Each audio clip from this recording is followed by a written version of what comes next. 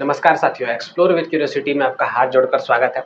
आज का जो टॉपिक है बहुत ही इम्पोर्टेंट है ना, क्योंकि दुनिया में आप कितना भी सोच प्लानिंग कर लीजिए कि लाइफ मेरा ऐसे चलेगा, इसके बाद ये करेंगे, ये स्टेप अगला होने वाला है। ये रियल में ऐसा होता नहीं है ना। वही कहानी है सेम टू सेम जियोपॉलिटिक्स का ना, कि सास बहू का झगड़ा और जितना भी सीरियल आप देखते हो उससे कहीं बेहतरीन यहाँ का झगड़ा आपको देखने में पता चलेगा। क्योंकि जियोपॉलिटिक्स में कोई एक बात तो सर्टेन है कि कुछ भी सर्टेन नहीं है कि यहाँ कब किसका दोस्त कौन बन जाए, कौन किसका दुश्मन कब बन जाए, ये कभी समझ में नहीं आता है। हाँ, लेकिन जो जो इसके स्टूडेंट है, जो इसको जानना चाहते हैं, उसके लिए बहुत इंटरेस्टिंग काम होता है। ठीक है, हर पल एक नया आपको सिनेरियो देखने को मिलेगा, नया नया आपको साइन सिग्नल देखने को मिलेगा। उसको कनेक्ट करके, डॉटों कनेक्ट करके यहाँ नया चीज़ आपको क्रिएट करना पड़ता है। उसमें आपको अंदाज़ा लगाना पड़ता है कि ये चीज़ हो सकता है। जिसका अंदाज़ा सटीक बैठ गया वो इसका बेहतरीन स्टूडेंट कहलाएगा। जो सटीक नहीं बैठा तो उसका अंदाज़ा, तो स्टूडेंट थोड़ा वीक है, उसको अपने आप को इम्प्रूव करना होगा।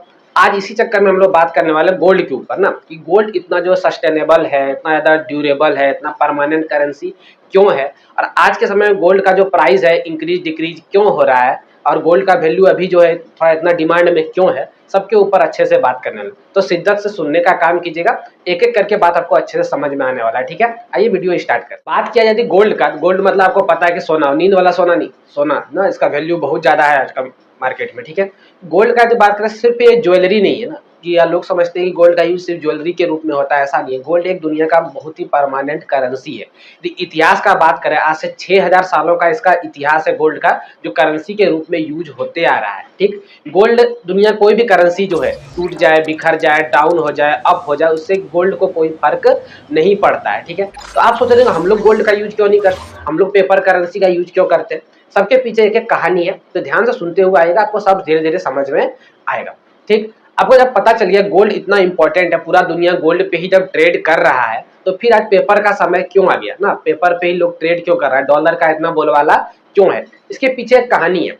हुआ क्या था कि जब गोल्ड का इतना चलन चल रहा था, सब कोई गोल्ड में ट्रेड कर रहा था, तो एक देश से दूसरे देश ले जाने में गोल्ड को बहुत बड़ा समस्या होता था। ठीक, अब देखिए, एक दो गोल्ड तो आप आसानी से ले आ सकते हैं, पर बड़ा बड़ा ट्रेड करना है, बहुत सारा गोल्ड को अभी आपको लेके जाना है, तो ये पॉसिबल हो नहीं पाता। जैसे एग्जांपल लेते हैं कि इंडिया को यदि अमेरिका से ट्रेड करना है, तो इंडिया से गोल्ड अब हमको अमेरिका पहुंचाना पड़ेगा। इस बीच में बहुत सारा कंट्री आता है, और एक खास कंट्री का नाम तो आपको पता है, सोमालिया, जहाँ पे लुटेरे बहुत ज्यादा फेमस होते हैं। तो लूट लेने का चांस, बहुत सारा नुकसान होने का चांस हो जाता था गोल्ड के साथ। तो ये सबसे बड़ा गोल्ड में क्या था, डिसएडवांटेज था, जो नुकसान पहुंचा रहा था ट्रेडर को। तो इसी चक्कर से बचने के लिए क्या हुआ कि लोग सोच रहे थे इसका कुछ दूसरा विकल्प निकल जाए, लेकिन अब गोल्ड तो गोल्ड है, अब उसका इतना आसानी से तो अल्टरनेटिव मिलेगा नहीं। लेकिन अमेरिका ने क्या किया कि पूरा दुनिया को, ट्रेडर को कहा कि जितना भी गोल्ड है सब मेरे पास जमा करो, इसके बदले में एक बॉन्ड लेके चले जाओ ना, एक पेपर बॉन्ड है वो लेके चले जाओ। इसका जितना वैल्यू का आप गोल्ड दोगे, उतना वैल्यू का हम आपको एक पेपर का वो दे देंगे, बॉन्ड। वो लेके आप दुनिया में कहीं भी ट्रेड कर सकते हो। जैसे एक पर्सन ए है, वो क्या किया, अमेरिका में यदि 5 किलो गोल्ड जमा कराता है, तो 5 किलो वैल्यू का उसको बॉन्ड मिल जाएगा। वो बॉन्ड लेके कहीं भी वो ट्रेड कर सकता है। चाइना के साथ खरीदना चाहता है, तो चाइना से वो सामान लिया और वो बॉन्ड पेपर उसको दे देगा, तो चाइना बदले में उसको सामान दे देगा। अब चाइना को यदि सोना का जरूरत है, तो वो बॉन्ड वो अमेरिका को दिखाएगा, तो सोना सारा मिल जाएगा। इस बात पे क्या किया, अमेरिका राजी हो गया, और सारा ट्रेड अब क्या हुआ, गोल्ड से शिफ्ट होकर धीरे धीरे उस बॉन्ड पेपर पे शिफ्ट होने लगा ना। अब वो बॉन्ड पेपर तो अच्छा लग रहा था लोगों को अमेरिका पे ऊपर भरोसा भी था कि अमेरिका इतना बड़ा कंट्री है, कभी धोखा नहीं करेगा, गोल्ड वगैरह सारा चीज हमको जब चाहेंगे तब मिल जाएगा। लेकिन अमेरिका ने लास्ट में क्या कर दिया, बोला अब गोल्ड किसी को नहीं मिलेगा, जो है इसी डॉलर के साथ आपको ट्रेड करना पड़ेगा। इसीलिए आप हमेशा सुनते हैं डॉलर का वैल्यू कंपेयर, जो जितना भी दुनिया में करेंसी है सबका ज्यादातर कंपेरिजन जो होता है वो डॉलर से ही होता है। मेन कारण यही था।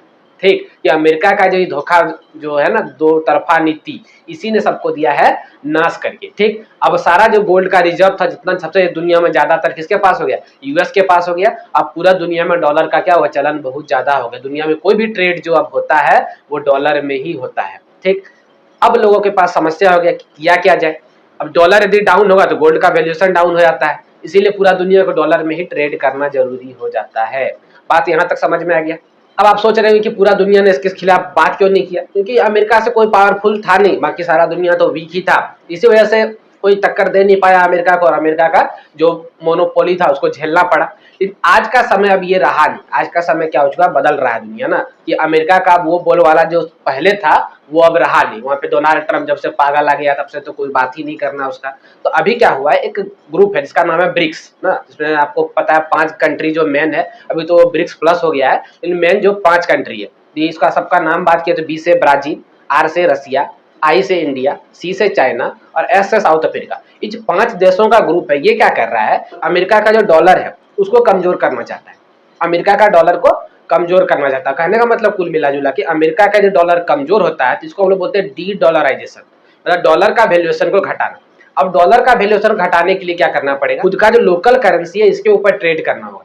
जैसे इंडिया रसिया भी तेल का ट्रेड होता है, इंडिया बहुत ज्यादा तेल रसिया से ले रहा है, तो सारा तेल का जो पैसा है वो हो सके लोकल करेंसी में, इंडियन रूपी में दिया जाए या फिर रूबेल में दिया जाए। तो ये हो गया लोकल ट्रेड। ऐसे इंडिया चाइना करेगा, ऐसे इंडिया साउथ अफ्रीका। तो इन लोग का जो सोच है, इन लोग का जो लक्ष्य रखा गया है कि 20% जो पूरा दुनिया का मार्केट है वो इन 5 देशों की तरफ आ जाए। मतलब वर्ल्ड का जो ट्रेड होता है 20% वो लोकल करेंसी में होने लगे, डॉलर में ना हो। इसमें डॉलर को बहुत बड़ा नुकसान लगेगा और गोल्ड का वैल्यूएशन जो है बहुत तेजी से घटने वाला है। ठीक है, जब गोल्ड का वैल्यू पूरा घटा तो क्या हुआ, बहुत सारे देशों ने गोल्ड को परचेस करना चालू कर दिया भयंकर मात्रा में। जहां भारत का आरबीआई ने खरीदना चालू कर दिया, चाइना ने खरीदना चालू किया, और भी अनेक देशों ने गोल्ड को परचेस करना चालू कर दिया। अब गोल्ड का परचेजिंग जब इतना ज्यादा बढ़ गया तो क्या हुआ, गोल्ड का जो प्राइस था वो बहुत ज्यादा इंक्रीज हो गया। अब भयानक रूप से आपको गोल्ड का इंक्रीजमेंट प्राइस में देखने को मिला होगा।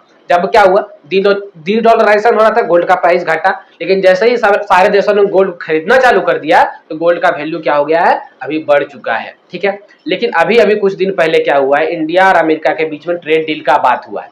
अब इससे क्या होगा, गोल्ड का प्राइस फिर से डाउन मारेगा। तो यही कारण हो रहा है कि कभी गोल्ड का प्राइस ऊपर जाता है, कभी गोल्ड का प्राइस नीचे जा रहा है। तो जैसे जैसे डॉलर का वैल्यू क्या होगा, घटेगा, गोल्ड का प्राइस नीचे जाएगा, और जैसे जैसे लोग उसको खरीदना चाहेंगे, देश खरीदना चाहेगा गोल्ड अपने पास लाना, ये गोल्ड ही आपको पता है परमानेंट करेंसी है। पूरा दुनिया का करेंसी टूट जाए उससे कोई फर्क नहीं पड़ता, लेकिन गोल्ड कभी टूटने वाला नहीं है। ये हमेशा आपको अच्छा रिटर्न्स दे के जाने वाला है। इसीलिए पूरा दुनिया का जो देश सारा क्या चाह रहे हैं, गोल्ड अपने पास रिजर्व करना चाह रही है। ब्रिक्स का तो आपको पता है कि सोच ही चल रहा है कि अमेरिका को कमजोर करना है। डॉलर जितना ज्यादा कमजोर होगा अमेरिका उतना ही कमजोर होने वाला है। ठीक, अमेरिका कमजोर हो जाता है तो पूरा दुनिया में मल्टीपोलर ग्रुप बन जाएगा, जहां से सब लोग अपना अपना मजे से रह पाएंगे, किसी का डोमिनेशन में नहीं जीना पड़ेगा ना, कि अमेरिका चाहेगा कि मेरे अंदर चलो, मेरा बात को मानो। तो ये कभी होने वाला फिर रहेगा नहीं। डॉलर वीक हो जाता है, डॉलर वीक होगा तो गोल्ड वीक होगा। एक टाइम जब डॉलर वीक हो जाएगा तो सारा लोग अमेरिका से मांगने चल जाएगा कि हमको दो मेरा गोल्ड।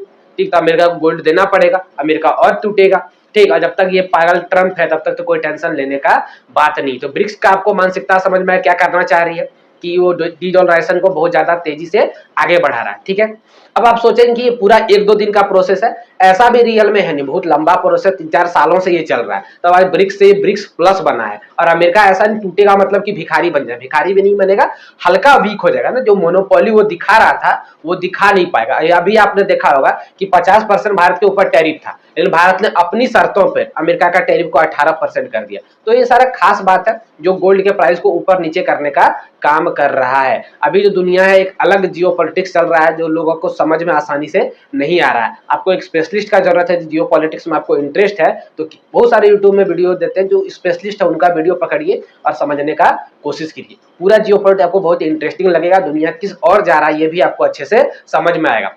आज को उम्मीद करते हैं कि आपको समझ में आए गोल्ड का प्राइस क्यों इंक्रीज कर रहा है, क्यों डिक्रीज कर रहा है, गोल्ड को परमानेंट करेंसी क्यों बोलते हैं, अमेरिका ने कैसे धोखा किया था पूरा दुनिया के साथ, ये भी बात आपको समझ में आ गया होगा। इस पूरे मुद्दे पे आपको क्या लगता है, कमेंट बॉक्स खुला हुआ है, छाप दीजिएगा। ठीक, तो आज के लिए इतना ही रखते हैं, तब तक के लिए धन्यवाद।